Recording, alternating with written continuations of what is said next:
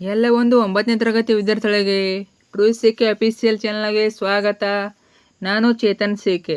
ಇವತ್ತಿನ ಈ ವಿಡಿಯೋದಲ್ಲಿ 9ನೇ ತರಗತಿ ಹಿಂದಿ ವಿಷಯದ ಪದ್ಯಭಾಗ 1 ಜೈ ಜೈ ಭಾರತ್ ಮಾತಾ ಈ ಒಂದು ಪದ್ಯಭಾಗದ ಸಂಪೂರ್ಣ ಅಭ್ಯಾಸ ಪ್ರಶ್ನೋತ್ತರ ನೋಡ್ತಾ ಹೋಗೋಣ. ಎಲ್ಲ ಕ್ವಶನ್ಸು ವಿತ್ ಆನ್ಸರ್ ಕೊಡ್ತೇನೆ, ಕೊನೆವರೆಗೆ ನೋಡಿ. ತುಂಬಾ ಸರಳ ಉತ್ತರಗಳು, ನೀವು ಆರಾಮಾಗಿ ಓದ್ಬಿಟ್ಟು ನೆನಪನ್ನ ಇಟ್ಕೋಬೋದು ಮತ್ತು ನೋಟ್ಸನ್ನು ಕೂಡ ಬರ್ಕೋಬೋದು. ತುಂಬಾ ಸುಲಭವೇ, ಕೊನೆವರೆಗೆ ನೋಡಿ. ಎಲ್ಲ ಕ್ವಶನ್ಸು ವಿತ್ ಆನ್ಸರ್ ಕೊಡ್ತೇನೆ. ಬನ್ನಿ ಇವತ್ತಿನ ಈ ಒಂದು ವಿಡಿಯೋನ ಶುರು ಮಾಡೋಣ. ಅದಕ್ಕಿಂತ ಮುಂಚೆ ಯಾರು ಚಾನಲ್ನ ಸಬ್ಸ್ಕ್ರೈಬ್ ಮಾಡ್ಕೊಂಡಿಲ್ಲ, ಪ್ರತಿಯೊಬ್ಬರು ಕೂಡ ಸಬ್ಸ್ಕ್ರೈಬ್ ಮಾಡ್ಕೊಳ್ಳಿ. ಯಾಕೆ ಅಂದರೆ ನೆಕ್ಸ್ಟ್ ನಿಮ್ಮ 9th ಎಲ್ಲ ವಿಷಯಗಳ ಕ್ವಶನ್ ಆನ್ಸರ್ಗಳು ಮತ್ತು ಇದೇ ರೀತಿ ನಿಮಗೆ ಎಲ್ಲ ಅಧ್ಯಾಯಗಳ ಕ್ವಶನ್ ಆನ್ಸರ್ಗಳು ಮತ್ತು ನಿಮ್ಮ test question papers mid term ಅನ್ನೋಲ್ಲು ಒಟ್ಟಿನಲ್ಲಿ ನಿಮ್ಮೊಂದು 9th ಆ್ಯನ್ಯುವಲ್ ಎಕ್ಸಾಮ್ ಮುಗಿಯುವವರೆಗೆ ಎಲ್ಲ ಸ್ಟಡಿ ಮೆಟೀರಿಯಲ್ಗಳು ಫ್ರೀಯಾಗಿ ಇದೊಂದು ಚಾನಲ್ ಆಗ್ತೀವಿ. ಅದರಿಂದ ಪ್ರತಿಯೊಬ್ಬರು ಕೂಡ ಮಿಸ್ ಮಾಡದೆ ಚಾನಲ್ನ ಸಬ್ಸ್ಕ್ರೈಬ್ ಮಾಡ್ಕೊಳ್ಳಿ. ನಿಮ್ಮ ಗ್ಯಾರಂಟಿ ಈ ಒಂದು ಚಾನಲ್ಲು ಯೂಸ್ ಆಗಿ ಆಗ್ತದೆ. ಮಾಡಿದ್ರೆ ಹಾಗೆ ವಿಡಿಯೋನ ಲೈಕ್ ಮಾಡಿ ಮತ್ತು ಎಲ್ಲ ಫ್ರೆಂಡ್ಸ್ ಶೇರ್ ಮಾಡಿ, ಅವ್ರಿಗೂ ಶೇರ್ ಮಾಡಿ, ಅವ್ರಿಗೂ ಆನ್ಸರ್ನ ಕಳಿಸಿ. ಓಕೆ, ಬನ್ನಿ ಇವತ್ತಿನ ಈ ಒಂದು ವಿಡಿಯೋನ ಶುರು ಮಾಡೋಣ. ಈಗ ನಾನು ನಿಮಗೆ ಕನ್ನಡ ಆಗಿರ್ಬೋದು, ಇಂಗ್ಲೀಷ್ ಆಗಿರ್ಬೋದು ಎಲ್ಲ ವಿಷಯಗಳ ಕ್ವಶನ್ ಆನ್ಸರ್ ಆಗ್ತಾಯಿದ್ದೀನಿ. ಅರ್ಥ ಆಯ್ತಾ? ಎಲ್ಲ ಲಿಂಕ್ಗಳನ್ನು ವಿಡಿಯೋದ ಕೊಟ್ಟಿರ್ತಾನೆ, ವಿಡಿಯೋದ ಕೆಳಗೆ ಲಿಂಕ್ ಇರ್ತದೆ, ಅಲ್ಲಿಂದ ಹೋಗಿ ನೋಡ್ಕೋಬೋದು. ಓಕೆ, ನೋಡ್ತಾ ಹೋಗೋಣ. ಏಕವಾಕ್ಯ ಉತ್ತರಲಿಕ್ಕೆ. ಇದಕ್ಕಿಂತ ಮುಂಚೆ ನೀವು ಕವಿ ಪರಿಚಯ ಬೇಕು ಅಂದ್ರೆ ನೋಡ್ಕೊಳ್ಳಿ. ಇದು ಕವಿ ಪರಿಚಯ. ಯಾರು ಕವಿ ಯಾರು? ಮೈಥಿಲಿ ಶರಣ್ ಗುಪ್ತ್. ಇದು ಬೇಕು ಅಂದ್ರೆ ನೋಡ್ಕೊಳ್ಳಿ. ನಾನು ನಿಮ್ಗೆ ಡೈರೆಕ್ಟಾಗಿ ಕ್ವಶನ್ ವಿತ್ ಆನ್ಸರ್ ಹೇಳ್ತಾ ಹೋಗ್ತೀನಿ. ಏಕವಾಕ್ಯ ಉತ್ತರಲಿಕ್ಕೆ 1ನೇ ಕ್ವಶನ್ನು, ಜೈ ಜೈ ಭಾರತ್ ಮಾತಾ ಕವಿತಾಕ್ಕೆ ಕವಿ ಕೋನ್ ಹೈ? ಮೋಸ್ಟ್ ಇಂಪಾರ್ಟೆಂಟು, ನಿಮಗೆ ಟೆಸ್ಟಲ್ಲಿ ಕೇಳ್ಬೋದು. ಉತ್ತರ, ಜೈ ಜೈ ಭಾರತ್ ಮಾತಾ ಕವಿತಾಕ್ಕೆ ಕವಿ ಮೈಥಿಲಿ ಶರಣ್ ಗುಪ್ತ್ ಹೈ. क्वेश्चन नंबर 2, गुप्त जी को कौन सी उपाधि मिली है? उत्तर, गुप्त जी को पद्म भूषण की उपाधि मिली है. ಅಂದರೆ ಪದ್ಮಭೂಷಣ ಅನ್ನೋದು ಅವ್ರಿಗೆ ಅವಾರ್ಡ್ ಅದು. ಇನ್ನು 3ನೇ ಕ್ವಶನ್ನು, ಕವಿ ಕಿಸ್ ದೇವಿ ಕಿ ವಂದನಾ ಕರ್ ರಹೆ ಹೈ? उत्तर, कवि भारत माता की वंदना कर रहे हैं. क्वेश्चन नंबर 4, हिमालय रूपी हृदय में क्या भरा हुआ है? उत्तर, हिमालय रूपी हृदय में स्नेह भरा है.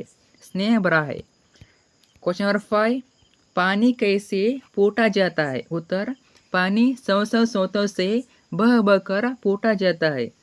क्वेश्चन नंबर 6, सुंदर भाव कहाँ पले है? उत्तर, सुंदर भाव दानी अंचल में पले है. दानी अंचल में. इನ್ನು ಸೆಕೆಂಡ್ ಮೇನು दो या 3 वाक्य में उत्तर लिखिए. ಅಂದರೆ 2-3 ವಾಕ್ಯ ಪ್ರಶ್ನೆಗಳು ಇವೆಲ್ಲ ಕಾಣಿಸ್ತೀನಿ ಅನ್ಕೋತೇನೆ. ओके, 1ನೇ क्वेश्चन, हिमालय के बारे में कवि की भावना क्या है? उत्तर, हिमालय पर्वत भारत माता की चोटी है. हिमालय हमारी पहरेदारी करता है. भारत माता का हृदय हिमालय पर्वत की तरह बड़ा है. क्वेश्चन नंबर 2, दिल में आग दबाकर का मतलब क्या है? उत्तर, दिल में आग दबाकर का मतलब है भारत माता सभी दुखों और दर्द को सहती है, उसमें बदलने की भावना नहीं रहती है. ಇದು ಸರಿಯಾದ ಉತ್ತರ. ಇನ್ನು ಕ್ವಶನ್ नंबर 3, कवि ऊंचा हैया क्यों कहते हैं? उत्तर, कवि कहते हैं, हे भारत माता, तेरा हृदय हिमालय पर्वत की तरह बड़ा है. इसका आशय यह है कि माता का हृदय बहुत बड़ा है, वह अनेक दुख दर्द को सहकर भी लोगों का भला करते हैं. क्वेश्चन नंबर 4, हमें मिलजुल कर कौन सा गीत गाना चाहिए? हमें मिलजुल कर कौन सा गीत गाना चाहिए ಅಂದರೆ ನಾವೆಲ್ಲರೂ ಸೇರಿಬಿಟ್ಟು ಯಾವ ಹಾಡನ್ನು ಹಾಡಬೇಕಂತ ಕೇಳಿದ್ದಾರೆ ಕ್ವಶನನ್ನು. ಉತ್ತರ ನೋಡಿ, ಹಮೇ ಮಿಲ್ಜುಲ್ ಕರ್ ಭಾರತ್ ಮಾತಾ ಕಿ ಯಶ್ ಕಿ ಗೀತ್ ಗಾನಾ चाहिए. ಯಾವುದು? ಭಾರತ್ ಮಾತಾ ಕಿ ಯಶ್ ಕಿ ಗೀತ್ ಗಾನಾ चाहिए. ಇನ್ನು ನೆಕ್ಸ್ಟ್ ಮೇನು, ಖಾಲಿಸ್ತಾನ್ ಬರಿ. ಖಾಲಿಸ್ತಾನ್ ಇವು 1ನೇದು, ಭಾರತ್ ಕಾ ಹಿಯಾ ಡ್ಯಾಶ್ है. भारत का हिया हिमालय है. क्वेश्चन नंबर 2, दिल में डैश दबाकर रखना हमको डैश. दिल में अपने आग दबाकर रखना हमको हरा भरा. 3, डैश चिरकालय. चंद्र चिरकालय ಅಥವಾ ಸೂರ್ಯ ಚಿರಕಾಲಯ. ಎರಡು ಉತ್ತರ ಬರೆದ್ರು ಸರಿಯಾದ ಉತ್ತರ ಆಗ್ತದೆ, ಚಂದ್ರ और सूर्य. ಇನ್ನು 4ನೇ ಮೇನು, ನಮೂನೆ के अनुसार तुकान शब्द लिखिए. ಉದಾಹರಣೆ ಕೊಟ್ಟಿದ್ದಾರೆ ಒಂದು, ಸ್ನೇಹ ಬರೆ ಸ್ನೇಹ ಬರೀ ಹರಾಬರ ಉದಾಹರಣೆ ಎರಡು ಕೂಡ. ಸ್ನೇಹ ಬರೀ ಹರಾಬರ. ಇನ್ನು ಉತ್ತರ ನೋಡಿ, ಆತ ಜಾತ, ಪಲೆ ಫಲೆ, ನಾತ ಮಾತ, ಇವು ಉದಾಹರಣೆಗಳು. नेक्स्ट, इस कविता में बह बहकर पानी आता का प्रयोग हुआ है. उसी प्रकार निम्नलिखित शब्दों में से सही शब्द चुनकर वाक्य पूर्ण कीजिए. ಸ್ವಲ್ಪ ಎಕ್ಸಾಂಪಲ್ ನೋಡ್ಕೊಳ್ಳಿ, ಉದಾಹರಣೆ ಗೊತ್ತಾಗ್ತದೆ ನಿಮಗೆ. ಗಿರ್ ಗಿರ್ ಕರ್, मीट मीट कर, सुन सुन कर, देख देख कर. ಇಷ್ಟು ತುಂಬಾ ಈಸಿ. बालक डैश सीखता है. उत्तर देख बालक देख देख कर सीखता है. क्वेश्चन नंबर 2, भाषा डैश बोली जाती है. भाषा सुन सुनकर बोली जाती है.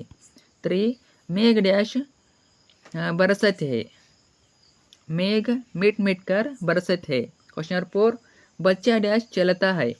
बच्चा गिर गिर कर चलता है. नेक्स्ट, ಇದು ನಿಮಗೆಲ್ಲ ಗೊತ್ತಿದೆ. इस कविता की प्रथम 8 पंक्तियों को ಕಂಠ ಕೀಜಿ, ಕಂಠಪಾಠ ಮಾಡುವಂಥದ್ದು. ಇಲ್ಲಿಕ್ಕಿಂತ ನೀವು ಬುಕ್ಕಲ್ಲಿ ನೋಡ್ಕೊಳ್ಳಿ, ಅಂದರೆ ನಿಮ್ಗೆ ನೆನಪುಳಿತದೆ. ಬುಕ್ಕಲ್ಲಿ ಇದೆ ನೋಡಿ.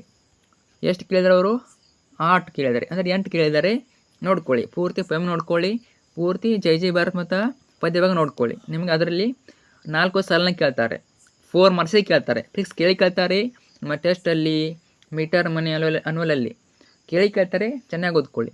ಇಲ್ಲಿ ಕೊಟ್ಟಿದ್ದೀನಿ ನೋಡಿ, जय जय भारत माता, ऊंचा हैया हिमालय तेरा, उसमें कितना स्नेह भरा, दिल में अपने आग दबाकर रखना हमको हरा भरा, सौ सौ सोतों से भह बकर है पानी पूटा जाता, जय जय ಭಾರತ್ ಮಾತಾ. ಇವು most important lines.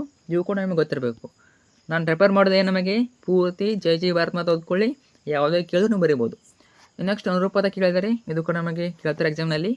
Sagar Vishal, Himalaya ऊंचा.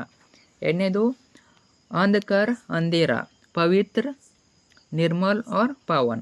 थर्डನು आम धरती, कमल पानी. ಅಂದರೆ ಮಾವಿನ ಹಣ್ಣು ಧರತಿಯ ಮೇಲೆ ಇರ್ತದೆ, ಕಮಲ ಹೂವು ಎಲ್ಲಿರ್ತದೆ? ಪಾನಿ ಅಂದರೆ ನೀರಿನಲ್ಲಿ ಇರ್ತದೆ. ನೆಕ್ಸ್ಟು 4ನೇದು ಸೂರ್ಯ ಸೂರಜ್, ಚಂದ್ರ ಚಂದ್ರಮ ಆಗ್ತದೆ. ಸೂರಜ್ ಆದರೆ ಚಂದ್ರ ಚಂದ್ರಮ ಆಗ್ತದೆ. ಸೊ ಇಷ್ಟಾದರೆ ನಿಮ್ಮ ಒಂದು ಜೈ ಜೈ ಭಾರತ್ ಮಾತಾ ಸಂಪೂರ್ಣ ಅಭ್ಯಾಸ ಪ್ರಶ್ನೋತ್ತರ ಮುಗಿತವೆ. ನೋಡ್ಕೊಳ್ಳಿ, ತುಂಬಾ ಸುಲಭ ಉತ್ತರಗಳು. ನಿಮಗೆ ಹಿಂದಿ ಕಷ್ಟ ಆಗ್ತಿದ್ದರೆ 1 ಇಲ್ಲ 2 ಸಲ ಓದ್ಕೊಳ್ಳಿ, ತುಂಬಾ ಈಸಿ ಇರ್ತವೆ, ಅಷ್ಟೊಂದು ಟಫ್ ಇರೋದಿಲ್ಲ. ನಿಮಗೆ ಸ್ಟಾರ್ಟಿಂಗಲ್ಲಿ ಫಸ್ಟ್ ಟೈಮ್ ಓದಕ್ಕೆ ಹೋದರೆ ಅದು ಟಫ್ ಆಗ್ತದೆ. ಅದರಿಂದ 1-2-3 ಟೈಮ್ಸ್ ಓದಿ, ಆವಾಗ ನಿಮಗೆ ಆ ಒಂದು ಶಬ್ದಗಳು ಗೊತ್ತಾಗ್ತವೆ. ಶಬ್ದ ಒಂದು ಸಲ ಗೊತ್ತಾದರೆ ನೀವು ಅದನ್ನು ಎಕ್ಸಾಮ್ನಲ್ಲಿ ಯಾವುದೇ ರೀತಿ ಕ್ವಶನ್ ಕೇಳಿ ಬರೀಬೋದು. ಅರ್ಥ ಆಯ್ತಾ? ನೀವು ಒಂದೇ ಸಲ ಗೊತ್ತಾಗೋದಿಲ್ಲ, 2-3 ಸಲ ಓದಿ, ಆವಾಗ ನಿಮಗೆ ಆ ಒಂದು ಪದ್ಯವಾಗ ಅರ್ಥ ಆಗ್ತದೆ. ಯಾವುದೇ ಕ್ವಶನ್ ಕೇಳಿದ್ರೆ ಉತ್ತರ ಬರೀಬೋದು. ಓದ್ಕೊಳ್ಳಿ, ಆಮೇಲೆ ಪದ್ಯವಾಗ ಓದ್ಕೊಂಡ್ಮೇಲೆ ಕ್ವಶನ್ ಆನ್ಸರ್ ನೋಡ್ಕೊಳ್ಳಿ. ನಿಮಗೆ ಒಮ್ಮೆಗೆ ಬರೋದಿಲ್ಲ, 1-2-3 ಟೈಮ್ಸ್ ಓದಿದರೆ ನಿಮಗೆ ಅದು ಏನಾಗ್ತದೆ, ನೆನಪುಳಿತವೆ. ಅರ್ಥ ಆಯ್ತಾ? 1-2 ಸಲ ಓದ್ಕೊಳ್ಳಿ. ಅಥವಾ ನಿಮಗೆ ಓದೋಕ್ಕೆ ಕಷ್ಟ ಆಗ್ತಿದ್ರೆ ವಿಡಿಯೋ ನೋಡ್ಕೊಳ್ಳಿ, ಅಲ್ಲಿ ಎಲ್ಲ ಹೇಳಿದ್ದೀನಿ. ವಿಡಿಯೋ ನೋಡಿಕೊಂಡು ನೀವು ಆ ಒಂದು ಪದವನ್ನು ಉಚ್ಚಾರ ಮಾಡಿ ಮತ್ತು ಚೆನ್ನಾಗಿ ಓದ್ಕೊಳ್ಳಿ. ತುಂಬಾ ಸರಳ ಉತ್ತರಗಳು. ಸಾಧ್ಯ ಆದರೆ ನೋಟ್ಸನ್ನು ಬರೆದಿಟ್ಕೊಳ್ಳಿ, ನಿಮ್ಮ ಎಕ್ಸಾಮ್ಗೆ ತುಂಬಾ ಹೆಲ್ಪ್ಫುಲ್ಲು. ಮತ್ತು ನಮ್ಮ ಒಂದು ಚಾನಲ್ ನಿಮಗೆ ಕನ್ನಡ ಆಗಿರ್ಬೋದು, ಇಂಗ್ಲೀಷ್ ಆಗಿರ್ಬೋದು, ಎಲ್ಲ ವಿಷಯದ ನೋಟ್ಸನ್ನು ಹಾಕ್ತೀವಿ. ಸ್ವಲ್ಪ ವೇಟ್ ಮಾಡಿ, ಮತ್ತು ನೀವು ಕೂಡ ಕಮೆಂಟ್ ಹಾಕಿ, ನಿಮಗೆ ಯಾವ ವಿಷಯ ಬೇಕು ಅಥವಾ ಯಾವ ಪಾಠ ಅಥವಾ ಯಾವ ಪದ್ಯ ಬೇಕು ಕಮೆಂಟ್ ಹಾಕಿ. ಅವನ್ನ ನಾವು ಬೇಗ ಹಾಕೋಕ್ಕೆ ಟ್ರೈ ಮಾಡ್ತೀವಿ. ಕಮೆಂಟ್ ಮಾಡಿ, ಮತ್ತು ಮಿಸ್ ಮಾಡಿದ ಚಾನಲ್ನ ಸಬ್ಸ್ಕ್ರೈಬ್ ಮಾಡ್ಕೊಳ್ಳಿ. ಅವಾಗ ಮಾತ್ರ ನಮ್ಮ ಎಲ್ಲ ವಿಡಿಯೋ ನಿಮ್ಗೆ ಸಿಗ್ತವೆ. ಮಾಡಿದಾರಾ ಫ್ರೆಂಡ್ಸ್? ಶೇರ್ ಮಾಡಿ. Thanks for watching.